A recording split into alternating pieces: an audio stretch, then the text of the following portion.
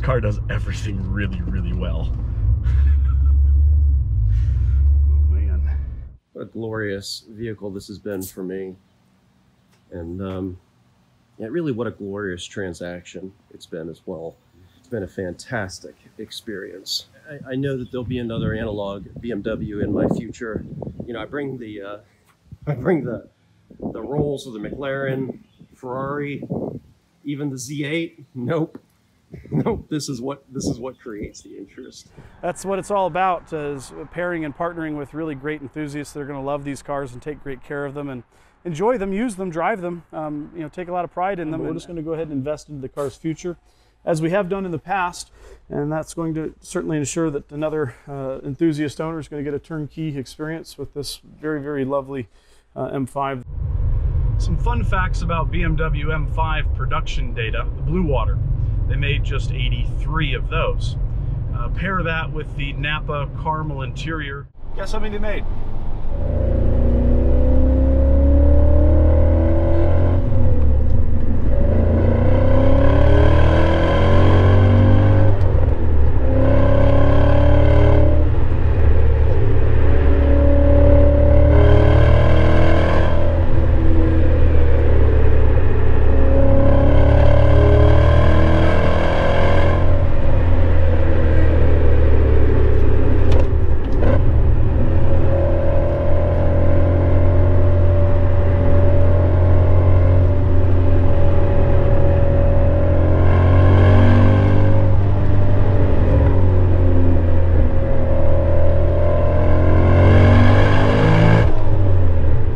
M5 goes like stink. Woo! Man. Eric Keller here, Enthusiast Auto Group. Welcome to yet another EAG First Look. We've been having a lot of cars arrive recently, and it's been a joy to be able to share them with you in this medium. And frankly, it's been quite successful in pairing these cars with really great, loving enthusiasts. And the majority of these one-takes, first looks, I should say, have resulted with buyers speaking up even before they've hit the major market websites. And really, it's the best way we've found to keep you know, the right cars in the right homes, and I guess you know, reward those that are tracking EAG and what's coming and going. And this channel's certainly been very instrumental in pairing those cars with these enthusiasts. This is a 2002 Blue Water on caramel that is a, well, I guess at this point we're going to call this another EAG signature car. This is a car that we acquired out of Northern California from, I believe, the second owner. We've placed it with the two owners subsequent, and it is now sitting at about 34,571 miles, up from about the 26,000 mile mark that it had when it first arrived to EAG. I'm just gonna shut up and talk about, or let the photos or the video here speak for the interior.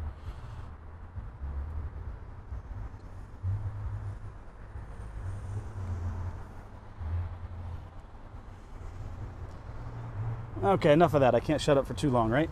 So the interior of this car is just stunning. It is all original on the leather. Nothing has ever been redone or reupholstered. The service history on the car is on file, and we've got plenty of it. It's a folding rear seat car. Oh, and there's some of the, oh wow. Hey, when's the last time you saw a set of caramel floor mats? Guys go nuts for these things. And while we've got a set of blacks in there now, the black floor mats certainly will not show the dirt and wear like the caramel ones will, but yeah, these are a pretty hard commodity. You can't get these anymore, and well, they're going to stay with the car because they belong to the car. You'll see the Dinan rear brace there, and I guess that's a little clue that we do have some Dinan gear to talk about.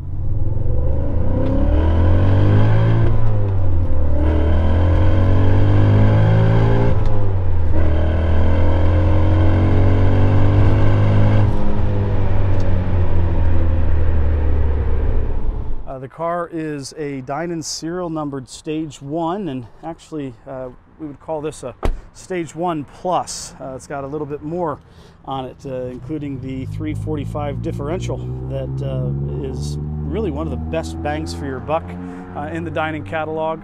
That will really make a big difference, almost the same difference as the intake exhaust and software all combined. That is a new steering wheel that the most recent owner added, and he also added the clear bra on the entire hood and fenders and front bumper. The Texas owner that has done the last 4,000 miles on this car over the past year was a great custodian, and frankly returned the car to us in every bit the same, if not even better condition than when it left EAG. And that's what it's all about, is pairing and partnering with really great enthusiasts that are going to love these cars and take great care of them and enjoy them, use them, drive them, take a lot of pride in them. And I remember him telling this multiple times. He drove this into his local dealer, which he has a great relationship with, and he's got a Z8 and Ferrari and McLaren and all kinds of really great stuff. And this car just absolutely stopped everybody in its tracks, especially when he went to the local franchise dealer. They just went gaga. Best one we've ever seen. Hey Eric, since you've done your clients the courtesy of 1,000 walkarounds, I thought I'd do the same for you. So here's your Blue Water M5. What a glorious vehicle this has been for me. And really what a glorious transaction it's been as well. And not just the buyback, although that certainly contributes, but all of it, absolutely flawless. Interaction with your team, interaction with you, even interaction with your logistics folks, third parties. It's been a fantastic experience. And driving this car has been a fantastic experience as well. Man, she is beautiful. Just gave her a quick bath. I put black floor mats in here. Same thing. Originals are in the trunk. I know that those are rare, and I didn't want to get them nasty, so I put some black floor mats in here. Only other modifications to the car are a battery charger, which obviously is easily removed, and then the Grom that you all installed, and the lead for my Valentine, and then your books and records. What a beautiful presentation this is. It's really been a fantastic experience owning this car. Very good. I do regret letting her go. But I know that there'll be another analog BMW in my future. And who knows, maybe it'll be this one if I remember correctly. Two of its previous owners were in fact the same individual. Only interesting story from my ownership was a trip to the dealer. I've got a good relationship with my local dealer, and often bring my cars over there for the techs to test drive and ooh and awe over. And it hasn't mattered what I brought over there. This one created the most interest and excitement. It was, look, I was there for 2 hours. It was flocked. Everybody wanted to look at it. Everybody wanted to drive it. Everybody knew who EAG was. Everybody knew your name, Eric. It was a wonderful experience to give them that treat. So I'm not giving you back your original license plate frame. I am keeping that for posterity. I bring the rolls of the McLaren, Ferrari, even the Z8. Nope. This is what creates the interest. All right, Eric, I hope it was a positive transaction for you as well, and absolutely look forward to the next one. Take care. We certainly love hearing that, and that's certainly why we go out of our way to acquire the right cars. And I have to thank those enthusiasts that have reached out to us over the years and providing us with cars like this that they have cherished and loved and taken great care of, and given us the opportunity to reset that baseline again. And that's what we've done on this car now thrice, and it's going to be about as new as you can get for a 2002 M5. Again, a Dinan serial numbered stage 1 car, which will be the intakes, the software, stage 2 on an S1 with the tower brace. The S1 though is not going to include the larger mass airflow housings, and you'll notice that the carbon fiber intakes, that's going to be the Gen 1, the first of the Dinan stuff, and that's also when they were using the intake plenum adapters, a little wider diameter to complement the larger mass airflows. Dinan did later come out with some more data that the stock ones really didn't reduce the airflow rate much, so they went to keeping the stock intake runners there. on the plenum. The MAFs, though, unfortunately are not available from BMW, or from Dinan, excuse me, but the rear tower braces just have went back into production, which would not be part of the S1 package typically. So, like I said, it's got a little bit more stuff on it than what your traditional S1 will have. And if my memory serves, all that stuff is documented well, and I think installed at Dinan in period, because the car did live in Northern California with those first two owners. The second owner that EAG acquired the car from initially was the primary owner. And what I mean by that is he had the car for the duration of both time and mileage. And again, memory serving, they had moved moved, I believe, to either Wyoming or Idaho, in that area, and he wasn't going to use the car like he had originally, and it was just kind of sitting a bit. And I think he kept the car in the Bay Area during that time, and he just didn't want to hold it ransom anymore, and wanted the next enthusiast to have the opportunity to drive and enjoy it. And our phone rang, and well, the rest is history. Driving this Blue Water Caramel M5 has certainly provided me quite a few smiles per mile over the years, and I have to say I've probably logged a good 700 or 800 miles on this car personally. And I remember the day it got here, this was 2018, pretty early, and the car had like 24,000 miles, and we had a family get-together for one of our EAG pit crew members, and I believe it was a Saturday, and I jumped in the car and tore up one of the local highways here in Cincy, and had a chance to really open the car up, and did exactly that. It was an absolutely awesome experience, and thankfully ran into some traffic just in time to get her slowed back down to a reasonable speed. But the car has a top speed limiter on it. Well, it had one, and then the Dinan tune took that away. That's what I learned that day. It's an amazing, amazing, stable car that is very, very confidence-inspiring, and between the suspension and the overall balance, naturally, that an E39 M5 has, add in the extra oomph with the Dinan gear, and yeah, it's an amazing machine. Fun fact, the car is so nice and so well preserved that the first enthusiast that EAG sold the car to, he is a relatively high frequency client that has done, I believe, 10 or 11 cars with EAG at this point. I think 10. Next one will be number 11. And he keeps cars just, a couple months, 3-4 tanks of gas, and he's the one that kind of told me that whole story jokingly about some others before that kind of became his profile to a small degree. Well, he bought the car when it had 26 and sold it to us, I think, when it had 27. And before we could even really get the car through the process and program again, he called us up and said, what did I do? I want my car back. And so he bought his old car back. So he's not only the third owner, but also the fourth, which still counts as the third because his name didn't change. So we then bought the car back a couple thousand miles later, and then sold it to the most recent owner down in Texas. The first one I was referencing there was in Florida.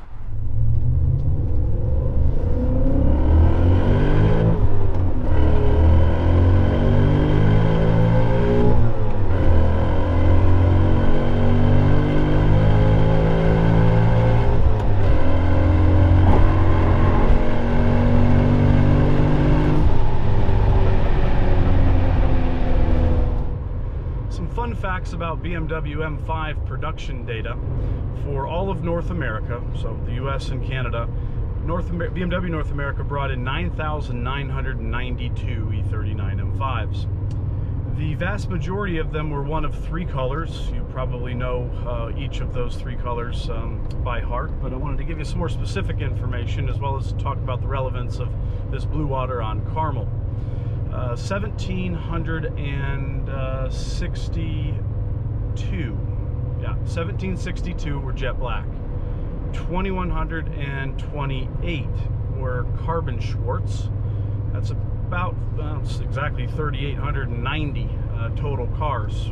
Round up to 10,000 units or so. Quick, easy math. That's right about 39% of the E39 M5s for North America were one shade of Schwartz, carbon Schwartz or Glan Schwartz, jet black. The largest production color was, of course, titanium silver. 2,292 titanium silver units built, independent of interior colors on all of these numbers. You know, that's 23%. So those three colors, the three primary colors, make up just a shade under 62% of all E39 M5s, or one of those three colors. And it never ceases to surprise me when we get a rare color and we share the price with somebody, and then they immediately you know, have a sticker shock, more so than they're used to having with an EAG sorted car. And it's like, you know, why is that blue one, or why is that Chiarretto, or that you know, Alpine white so much more expensive? And it's, well, it's rare. I mean, 248 Alpine whites, that's, you know, 2.5%. The Le Mans blue is a bit more common, being the launch color. They made 1,045 of those, so, you know, 10.5% were a shade of were Le Mans blue. The rarest production color was Chiarretto, 42, and the second rarest, outside of the I think it was like 46 individual colors, which sad that we didn't get too many of those here in North America. The rarest production color that you could check the box, second to Chiarretto, was going to be the blue water. They made just 83 of those. Pair that with the Napa caramel interior, the only variant of caramel interior offered for the 02 and 03, because blue water was a later production color, only offered in 2002 and 2003. Guess how many they made? 6. 6 blue water on caramel. That is not a lot.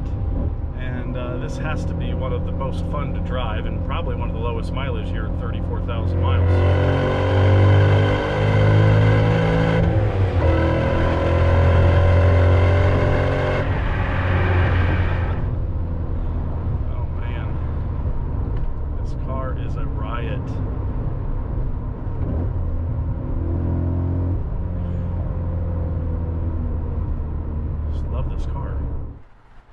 Manual, the original VHS, again the mats, the net.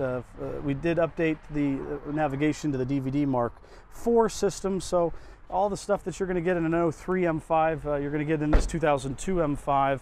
Sans the rear airbags, I believe. I don't believe it does have the optional rear airbags. There'd be a sticker right here on the jamb. There'd also be a marker on the door panels right there, and a little closer to give you a better perspective, it'd be right here as it is on the 2003s. And I guess the car right next to us I can use as an example, being the most recent M5 on the channel. This is the 2003 with 33,000 miles that sold within just a couple hours of posting its first look video on the channel, and there's that sticker denoting the airbags, and you'll see the embossing there on the door panel. If you do have small children, do have those bags disabled, as these are from the factory. You'd have to enable them by plugging them in and then coding through the airbag module, which would need to be done at a franchise dealer or a shop like EAG. That, I think, is a good, clean first look lap on this blue water on caramel. If you're interested in learning more about the car, you'd like the full comprehensive data file, you want photos from the various years that we've sold the car, we'd be happy to provide those to you.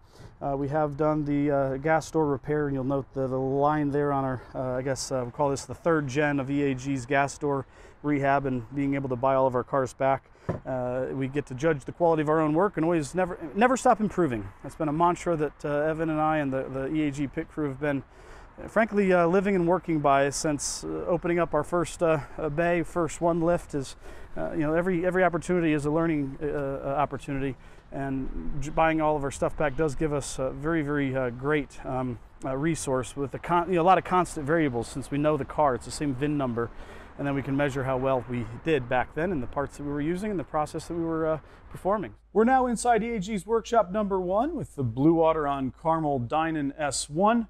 We're going to just do a quick hot lap under here, show you some of the Dinan gear, what the undercarriage certainly looks like, having been in California the majority of its life.